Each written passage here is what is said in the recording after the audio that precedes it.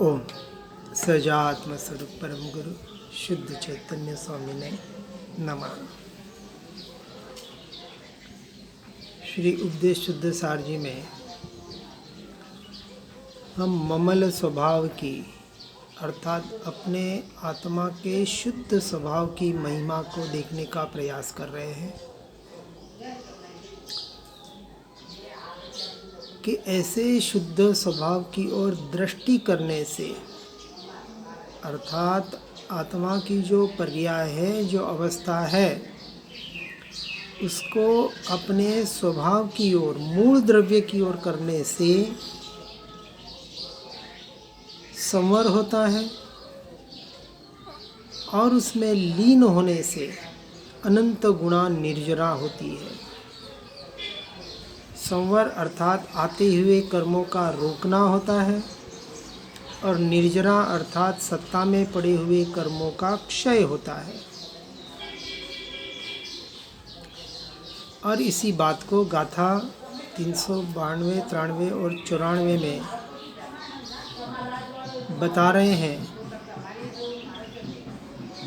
कि ममल स्वभाव की दृष्टि होने से मिथ्यात्व भाव, अज्ञान भाव जड़ मूल से छूट जाता है। एकमात्र अपने ममल स्वभाव की, अपने आत्मा की रुचि और ऐसी रुचि कि उसकी रुचि की वजह से शुभाशुभ बाहर के परिणामों से, बाहर के क्रियाओं से, बाहर के भावों में अरुचि, दोनों का समन्वय बैठना चाहिए। क्योंकि जब एक की रुचि होती है तो नियम से दूसरे की अरुचि होनी ही चाहिए। और दोनों में रुचि है तो समझना अभी आत्मा की पूरी रुचि नहीं है।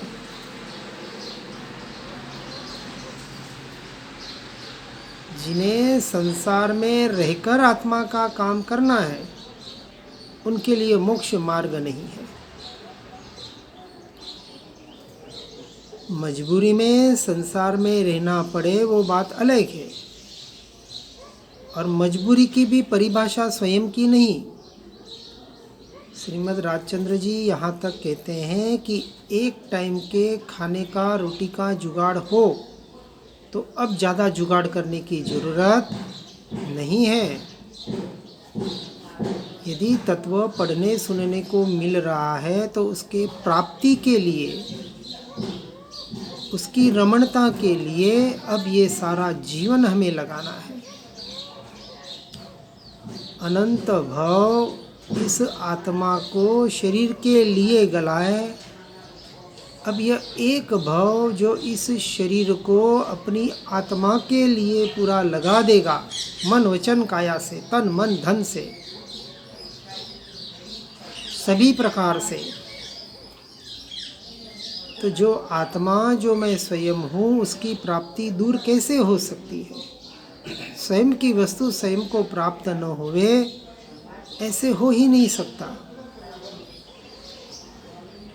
इसलिए ऐसे ममल स्वभाव से मिथ्यात्व अज्ञान भाव तो छूटता ही छूटता है, साथ में मिथ्या विषय और राग भावों का भी क्षय हो जाता है। अनंत प्रकार का अभाव भाव क्षय हो जाता है। अनंत प्रकार के विभाव भाव, उनका अभाव हो जाता है और नियम से कर्मों का क्षय अर्थात निर्जरा होती ही होती है।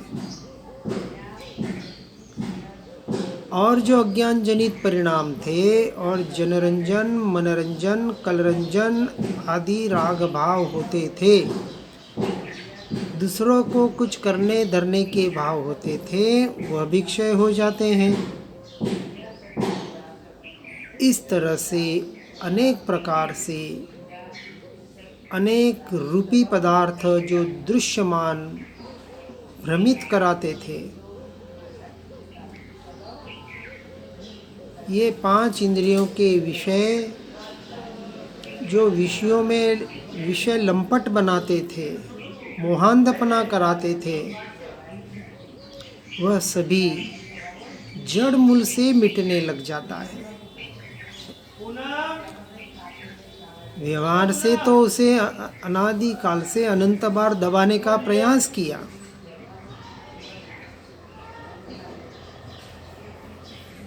पत्ते तोड़े, टहनियाँ तोड़ी, डालियाँ तोड़ी, पेड़ भी काटा, लेकिन मूल को नहीं उखाड़ा।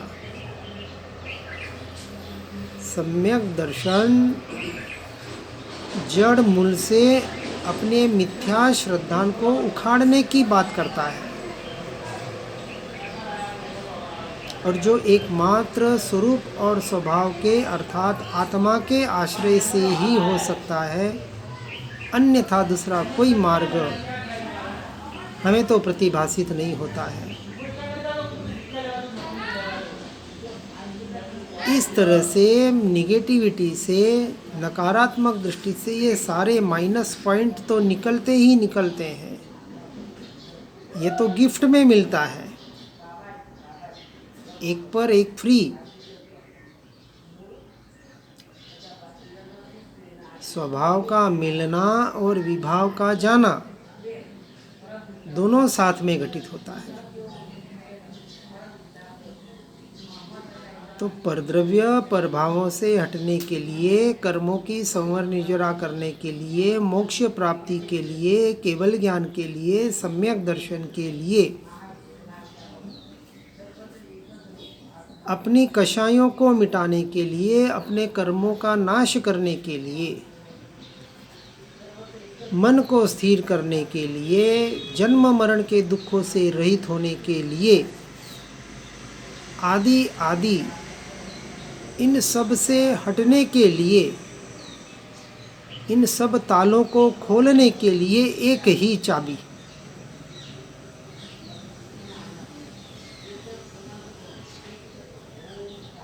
अलग अलग चाबियों की जरूरत नहीं है कि ममल स्वभाव की साधना, जिससे ये सारे माइनस पॉइंट तो निकलते हैं, लेकिन जो मूल हमारी साधना का लक्ष्य मोक्ष, केवल ज्ञान और सम्यक दर्शन, उसकी प्राप्ति के लिए जो ममल भाव प्रकट होता है, जिससे ये मिथ्यात्व रूपी अज्ञान जनित जितने भी परिणाम है, विभाव भाव है, सब छूट जाते हैं। क्योंकि यह मान्यता पक्की होती है, यह श्रद्धान पक्का होता है कि ये सब कुछ मुझसे संपूर्णतः भिन्न है, न्यारे हैं, स्वतंत्र हूँ मैं इन सब से। आज दिन तक ये परद्रव्य, परभाव, कर्म, कर्म के उदय मुझे छुए तक नहीं, मुझ में आना तो बहुत दूर की बात, मुझ में इनका कोई अंश भी प्रवेश कर नहीं सकता। यह मान्यता, यह दृढ़ श्रद्धा जब पक्का हुआ तो वो जीव अपने आप निर्भर हो गया, सारे इन बोझों से रहित हो गया। बोझा है, कर्म है, सब कुछ है, लेकिन पर में है, बाहर है, मुझ में नहीं है, मेरे सिर पर नहीं है।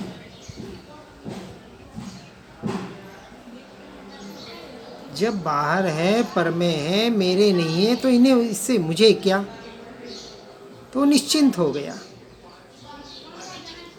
जब उससे कुछ मुझे लेना देना ही नहीं है, हर द्रव्य का परिणमन स्वतंत्र, हर गुण का परिणमन स्वतंत्र, हर पर्याय का परिणमन स्वतंत्र, सब कुछ स्वतंत्र है, और मैं इन सब से स्वतंत्र परिपूर्ण द्रव्य घनपिंड भगवान आत्मा, इसका श्रद्धान हुआ, निर्णय हुआ।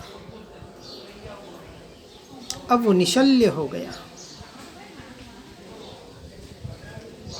सारे संकल्प विकल्प भी मेरा स्वरूप नहीं है, इस मान्यता से वो निर्विकल्प हो गया। संपूर्ण निर्विकल्प शुद्धोपयोग की दशा भले 7वें गुण स्थानक में आए, लेकिन चौथे में पहले ये निर्णय हुआ कि ये मेरा स्वरूप नहीं, ये मेरा स्वभाव नहीं।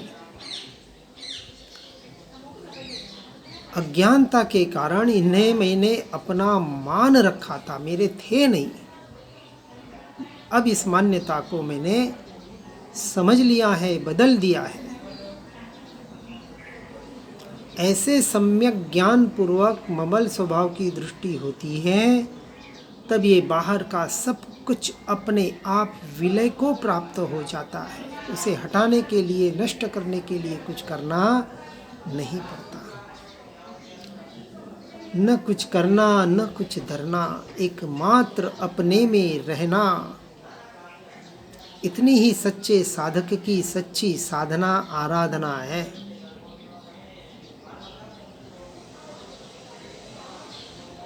और इसके लिए ये चिंतन, मनन, विचार आदि सभी जो विकल्प रूप है,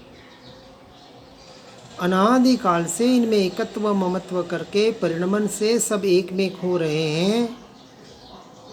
ये मिथ्या मान्यता, ये अज्ञान दशा हटी और मैं ज्ञान मात्र ममल स्वभावी, ऐसा भिन्नता का जो बोध जगा कि सब अज्ञान भ्रम जड़ मूल से अपने आप छूट गए, विलय को प्राप्त हो गए। वह भीतर में दृढ़ता आ गई और उस दृढ़ता के आधार पर परद्रव्य पर भावों से हटना हुआ और उसका हटना होते ही अपने स्वरूप और स्वभाव में रमणता बढ़ती गई। ये स्वरूप स्वभाव की रमणता बढ़ना, इसी का नाम चारित्र की शुद्धि में वृद्धि और इसी का नाम गुणस्थानक में बढ़ना है। मैं आत्मा स्पर्श रत आदि गुणों से रहित और पुद्गल तथा अन्य 4 अजीवों से भिन्न, 5 द्रव्य से तो भिन्न हूँ ही, लेकिन मुझ आत्मा को छोड़कर अन्य सभी जीवों से भी मैं भिन्न हूँ, न्यारा हूँ, स्वतंत्र हूँ।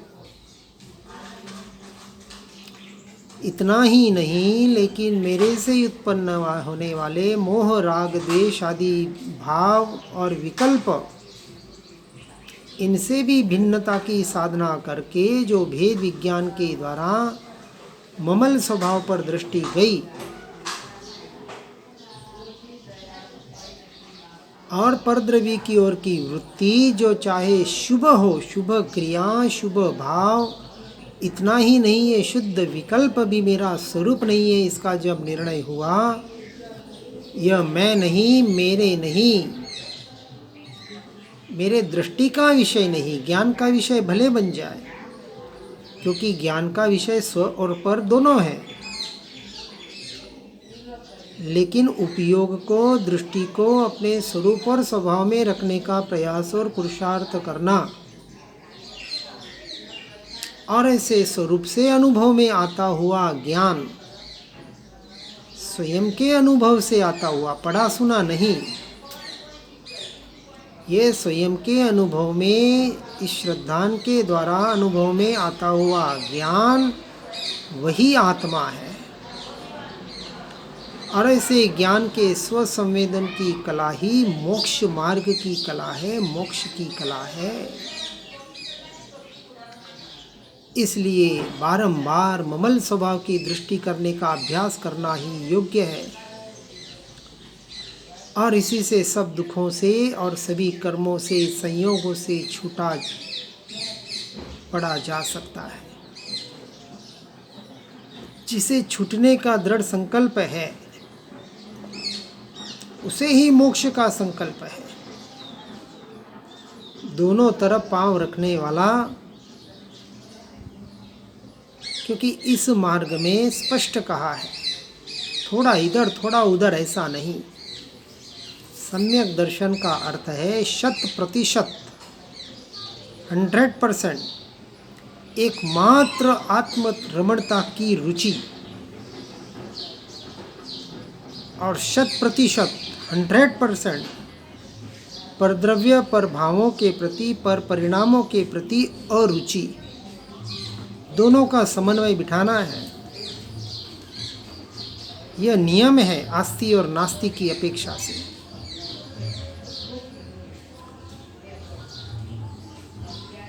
इसलिए इस बात पर गहराई से चिंतन करना है। इतना पढ़े सुनने के बाद भी स्वयं का निर्णय नहीं कर पा रहे हैं।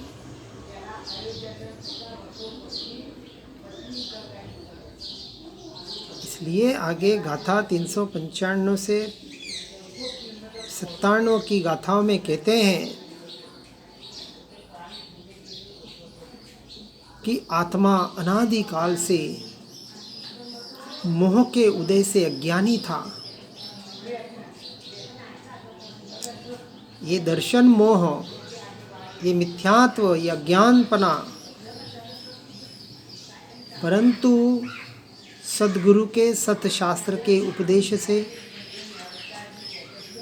और स्वकाल लब्धि से ज्ञानी पुरुष मिले, सत्पुरुष मिले, महापुरुष मिले और उनको पढ़कर, सुनकर, समझकर अपने आप को जाना, पहचाना, अपना निर्णय किया, श्रद्धान करके ज्ञानी बना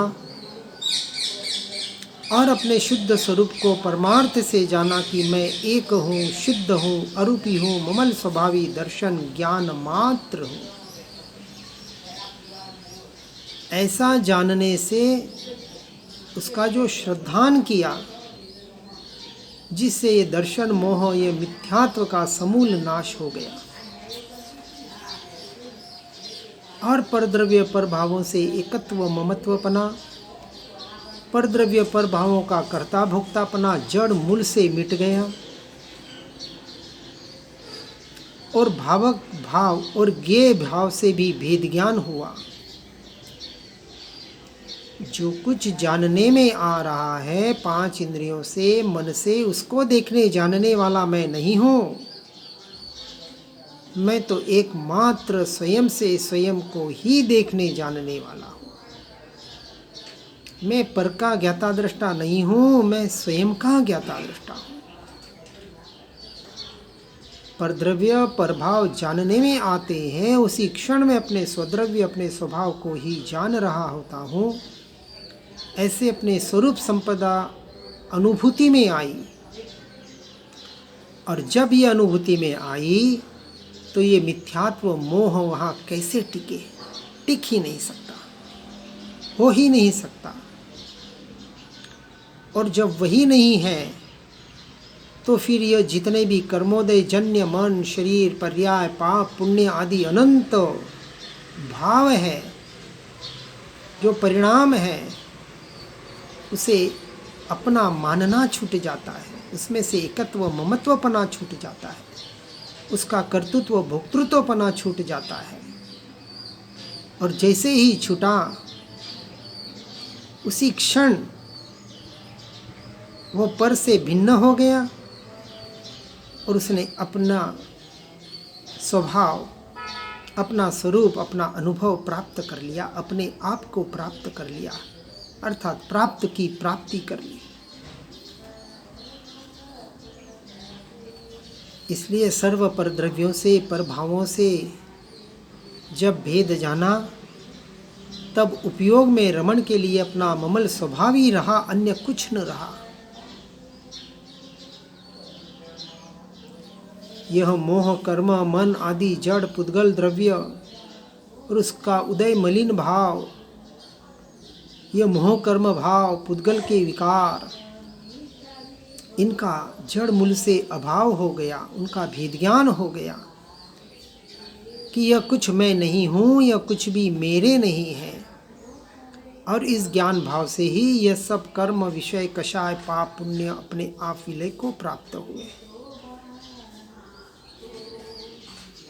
और यदि यह आत्मा 2 घड़ी पुद्गल द्रव्य से भिन्न अपने शुद्ध स्वरूप का अनुभव करे, ममल स्वभाव में लीन रहे, परिशय उपसर्ग के आने पर भी डिगे नहीं, अर्थात सच्चा ध्यान और कायोत्सर्ग करे, तो घातिया कर्मों का नाश करके अंतर मुहूर्त में केवल ज्ञान को प्रकट करके कुछ ही समय में उस सिद्ध तत्व को, परम तत्व को पर्याय में प्रकट करता है। इस प्रकार अपने ममल स्वभाव की दृष्टि होने से, उसमें लीन होने से ये सब कुछ घटित होता है। इसे सुनकर पढ़कर निरंतर परद्रव्य प्रभावों से हटकर अपने स्वरूप और स्वभाव में ही लीन होने का प्रयास और पुरुषार्थ करें। इसी भावना के साथ ओम नमः सिद्धम। जिन वाणी के ज्ञान से हो सम्यक श्रद्धा, वो चारित्र महान और पाऊं पद निर्वाण। आत्म ही है देव निरंजन, आत्म ही सद्गुरु भाई।